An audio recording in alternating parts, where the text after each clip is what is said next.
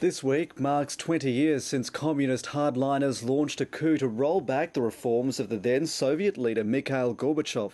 The plotters wanted to save the USSR, but the people of Moscow refused to yield. In the end, the revolt collapsed, and soon afterwards, so too did the Soviet Union. Here's Moscow correspondent Norman Hermont. The coup launched to save the Soviet Union, in the end, sealed its fate. 20 years ago, tanks filled the streets of Moscow. Weeks earlier, coup plotters had seen off Soviet leader Mikhail Gorbachev as he left on holiday. Now they told the world he and his reforms were out. But the people refused to go along. They rallied at the White House, the parliament of the Russian Republic in the USSR.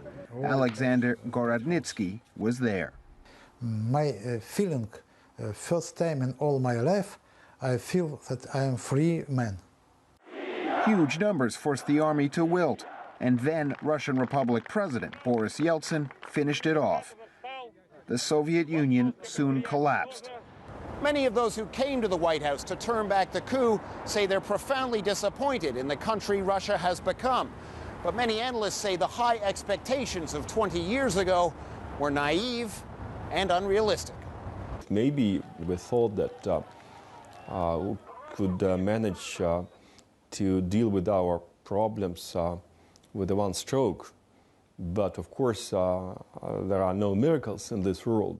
Even Mikhail Gorbachev himself, the leader who many in Russia still blame for the end of the USSR, warns against too much idealism. This week, he was reluctant to criticize Vladimir Putin. The Soviet Union's last leader says the reality is Russia does need a strong hand, but he warns there are limits.